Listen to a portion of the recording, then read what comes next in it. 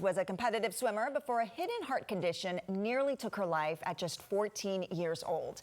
Now her mom, Laura, is here to share their story and why she's helping raise awareness about Florida's new heart screening requirements for student athletes. So welcome to the show. Great to have you here. Thank you so much. Nice to be here. Yeah, and we need to point out first that your daughter is doing great. She is thriving. She's 20 years old, you were just telling me. Yes, she is. And she just finished her junior year at Florida State University. Amazing. So tell me what happened to her back when she was 14 years old. So when she was 14, she was finishing up her swim team practice. And at the end of the practice, she didn't feel right.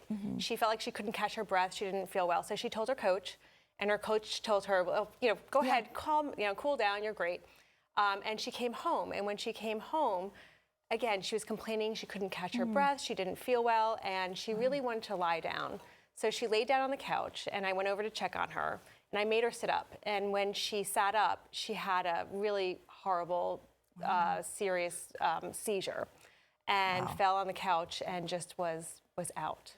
That's so scary. It was extremely scary. It was very traumatic. Yeah. So we called 911, and she was taken to the hospital, to Sarasota Memorial, where she was cardioverted and then flown to All Children's in St. Pete. Wow. And she survived this. She survived this incident, but unfortunately many kids do not. And you believe that if she would have had this screening, this EKG screening, the simple test, that wouldn't have happened, that episode that she went through? 100%. She would not have had this happen, this condition. She had had a full physical and a sports physical 6 weeks before this happened, and nothing was found. She was deemed to be very healthy.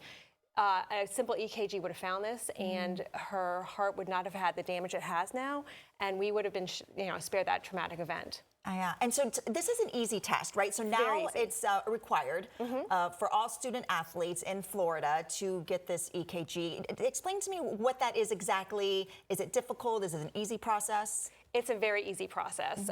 It's across the state now. It's just a machine, and they put a couple monitors on your chest, and they check your heart rhythms to make sure your heart rhythm is correct.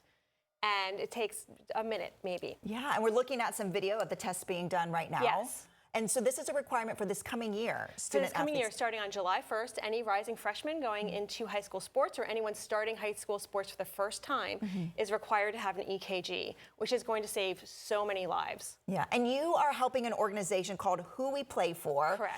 And tell me about the organization. They help to provide low-cost tests like this. Yes, it's a Florida-based nonprofit. They're based over on the Space Coast, and they provide low and no-cost screenings to children across the state.